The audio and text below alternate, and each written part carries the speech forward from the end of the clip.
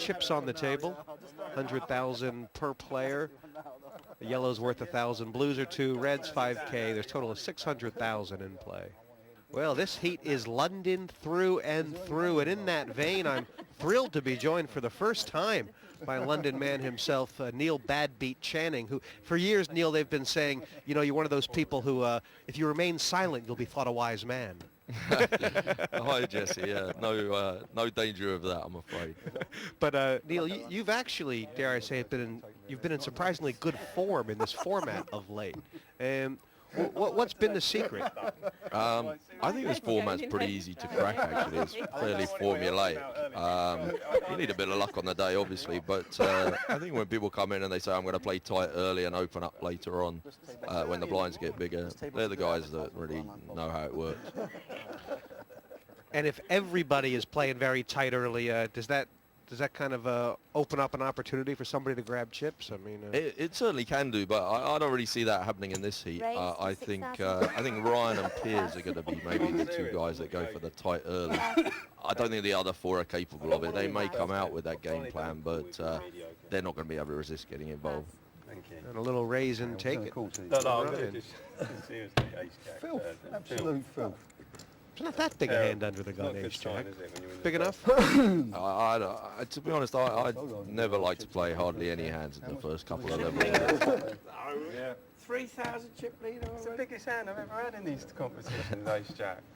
And you didn't allow yourself a chance to get any action. You should have just limped in. Oh, I thought Exactly. you were going to I might have hit a 10 or a boost or whatever. You were banker to call me, if anyone. Pass. One thing you can see starting off is that these guys seem to all know each other, which is going to make for a chatty table, which will be fun. I think so, yeah. I mean, I think Albert and Ryan play together at least a couple of times a week, and I think Jeff knows most of the players. Piers is probably really the only dark horse for it.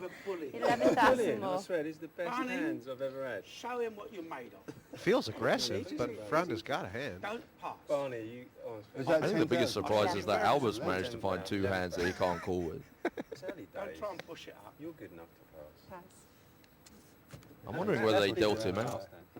I hate to be pushed around like that. I'm not bullying you. You're Well, I think Barney's come with the mature game because he was a little bit suspicious, but you have to believe in those cases. Nothing. So just be careful of one thing. We won't see That these. you'll get found out. Even bad players get good cards. You can see by the leaderboard, Franda, 12,000 more than he started with. Not good on the flop. Not a big hand there. You think I'm bluffing you?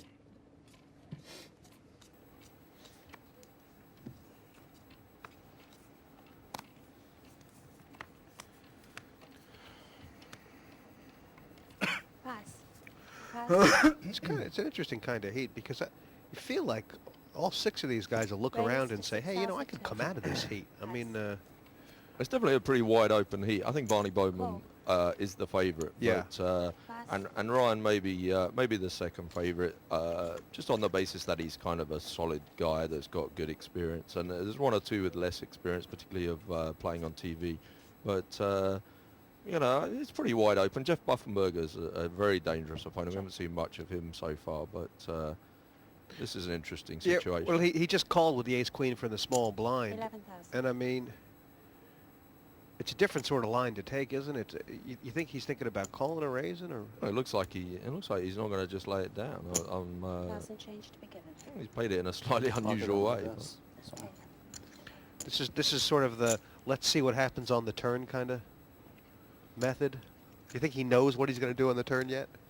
I play with Jeff quite a bit, and I've got no idea whether he knows what he's doing. Check. The ace is good right now, two pair with the ace, and I believe that Buffenberger knows it, or thinks it. I think he sussed it now, yeah. The five on the turn was a good card. But You know, two guys who knew what was going on with each other, it looks like. Ace-queen's a tough hand to play in this format. yeah, especially early on. I mean, if you manage to get all your chips in with ace-queen early on in this, you'll probably beat. That's not one to get carried away with when the blinds are this small. Do you know the correct pronunciation of his name? I mean, is it, Buffenberger. oh, it is Buffenberger. Yeah, is it? Buffenberger. Don't get yeah. vicious. Don't get vicious. That's Well, I've been calling him that for 12 years, and he's never said anything to me. Welcome back. Or maybe I'm just trying to make something out of thin air, but everybody sort of is playing sort of with a thought to how they turned out last time. I mean, last time Ryan Fronda played, he kind of withered away by playing really tight early, Raise. and he's come out Total. firing. And I think Barney was out in the first level last time he played.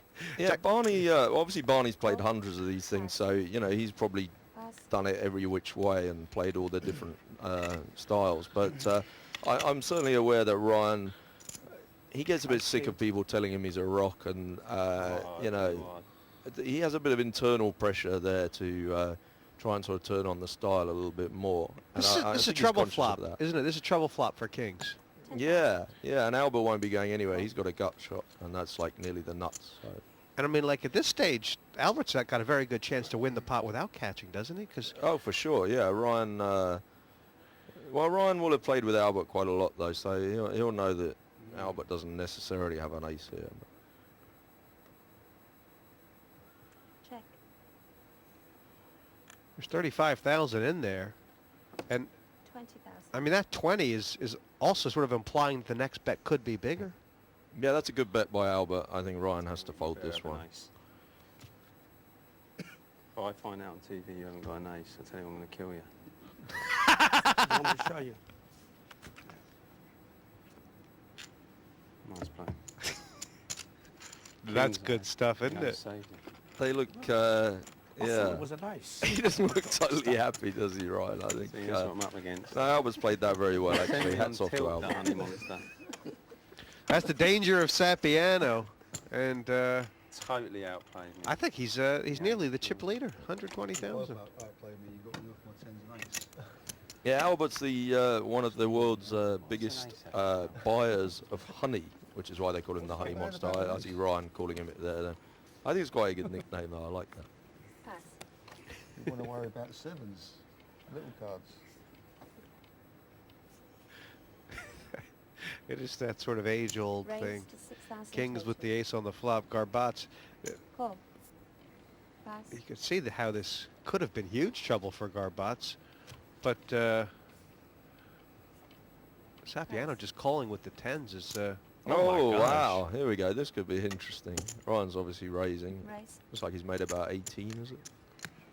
It was originally 14,000. 6, and Made it 20 total, didn't he? I mean, how should Garbats be feeling about this? I mean, Fronda, you know, he everyone He's knows got he to get rid of folded, deuce got raise. bluffed last time. This could be looked at as sort of a steam squeeze play, couldn't it? Yeah, but Dave's lucky in that Albert's come in as well. He's got him behind it. I don't. This is quite a big proportion of his stack to be calling. I don't think he's going to raise. I think he's. Oh, We raise. shows what I know. Well, they could all end up all in because Garbats, if Garbats shoves and Albert calls, what's Fronda going to do? Well, Dave's now committed himself, so his chips are definitely going to go in now. He may be inexperienced, but he knows enough about poker to know that once half of them are in, the rest have got to follow. Albert folded the tens. Well, that's virtually like folding kings for anyone else. I'm amazed there, but yeah, it's sign of Albert's growing maturity as a player, maybe. I don't think Ryan's going to think about this for a while, but I think the money's going in basically. It's 30,000 to call. You're a bit short. You're 10 short. 5, 15, 20. I mean, Ryan seems to have the makeup to me of a guy I don't know who's capable of folding these queens if he feels he's behind. To me, there's just no way he can fold this. I'm sure he's just deciding whether he wants the chips in now or after the flop. The problem is if he just calls and doesn't like the flop, if it becomes a king high flop, he's well, there you go. He's put him in anyway. I think that's the right decision, because if it come a king high flop, he could end up making a bad laydown on the flop, and he's got too many of his chips in if he just calls. And good news for Fronda, Garbats hasn't called yet. Yeah. At this stage, he knows he's not up against aces. Sure. I mean, I guess at this stage, Ryan's thinking he'd rather just take the chips. I mean, Dave should make a laydown here, really. He's got quite a lot of chips in, but He's only got 37,000 left. He's getting like. he's getting his odds virtually, but actually, yeah, this is hard, actually. He's got himself into a bit of a pickle. Albert put you that much on tilt, did he? Tilted me out big time.